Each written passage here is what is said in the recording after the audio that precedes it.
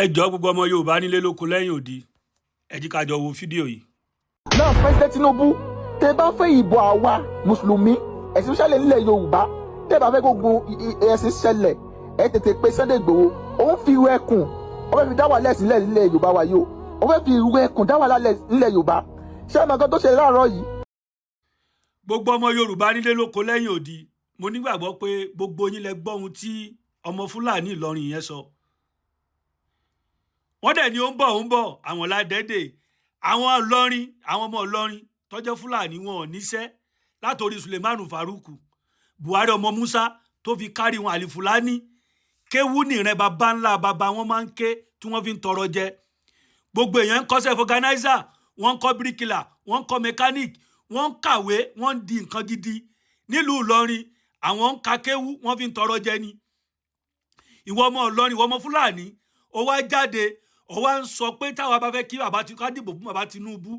who are you guys? wọn ò bí pọ̀ rí ńlá kú bàbá ńlá bàbá Sulemanu Faruku dákó jáde kó sọ̀rọ̀ ọ̀rọ̀ yẹn lẹ́nu. wọn ò bí bàbá tó bí Sulemanu Faruku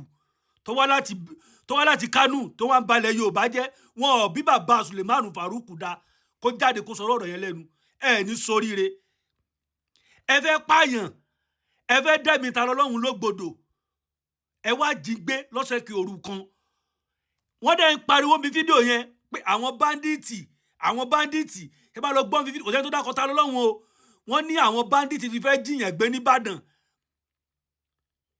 ẹ dẹ̀ mọ̀ pé ìrù ẹkùn ó stand fún báńdíìtì ẹ̀yin agbésùmọ̀mí ẹ̀yin alọ́kọ́ lóhun kígbe ẹ̀yin apààyàn fún Sìgìdì àlá kí ló fi kan olóyè Sunday Igboho ń bẹ̀. ìgbà tó lóyè Sunday Igboho tẹ̀ dé bẹ́ẹ̀ wọ́n rí pé àwọn ọlọ́pàá náà wà ń bẹ̀ kí ló dé wọ́n dẹ̀ pé DPO lọ́rin tóun ní òní kúre gbogbo àwọn ọmọ tó bí yọ ṣẹ́kù lójú ayé ẹ̀ bí wọ́n ṣe ń pààyàn ní Kwara State tó DPO lọ́rin kò rí solúsọ̀ kankan ṣe sí ta lọ́lọ́run ló wá gbé ọlọ́pàá dìde láti Ìlọrin kó wá jí ta lọ́lọ́run gbé nìbàdàn DPO lọ́rin ẹ̀ ní kúre o gbogbo ohun tí ń dùn yín nú a máa bẹ̀rẹ̀ sí di ìbànújẹ́ fún yín látòní lọ ẹ̀ pé lórí burúkú ni yín ẹ̀ ní soríire ayé yín gbogbo yín máa bàjẹ́ ni èwo lórí burúkú gan olóyè Sunday Igboho wà ń sọ fún lórí burúkú DPO lọ́rin yẹn wípé ọmọ ń pa ẹ̀ pé kí ló kàn yín pẹ̀lú ọ̀rọ̀ ẹ̀sìn bọ́n ṣe jí yín gbé nílọrin yẹn ẹ̀rí kankan ṣe sí ọ̀rọ̀ ẹ̀sìn lẹ́wà ń jà fún ẹ wá gbé ọlọ́pàá 4 dìde pẹ̀lú mọ́tò tí ò ní nọ́mbà kan wá jiyàn gbé nìbàdàn wá sí lọrin DPO lọ́rin ò ní kú rébi kíbi tó bá wà ṣẹ̀pọ̀n náà ló máa pa ẹ́ àgbákò gbogbo àwọn ọmọ tó bí lójú ayé ẹ̀ wọ́n máa sánkú ni ẹ ní soríire àbólórí ibú ni yín ni ẹ lóko ẹ lódò ẹ níṣẹ́ under Islam lẹ ti ń jẹ ẹ ní soríire ọwá ní ẹ̀yin ò ní dìbò fún bàbá Tinubu kẹ pasán. bàbá tó ti fẹ́ pààyàn kásẹ̀ tún máa ta àwọn tó wá gbẹ̀yàn tó ní kásẹ̀ tún máa ta àwọn tó wá gbẹ̀yàn tó ní kásẹ̀ tún máa ta mọ́tò tó gbé wá.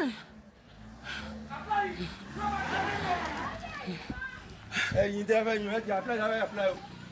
apply o. àwọn wèrè no number.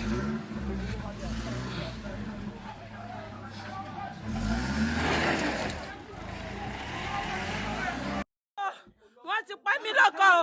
wọ́n ti pa mí lọ́kọ wọ́n ti pa mí lọ́kọ ìyàwó rẹ̀ ní sọ̀rọ̀ wọ́n ti pa mí lọ́kọ ọkọ mi nílẹ̀ yìí o ẹ gbà mí o ẹ gbà mí o àmọ́ wọn o àmọ́ wọn o àmọ́ wọn o àmọ́ wọn o àmọ́ wọn o àmọ́ wọn o àmọ́ wọn o gbogbo ayé ẹgbà wá o wọ́n ti fẹ́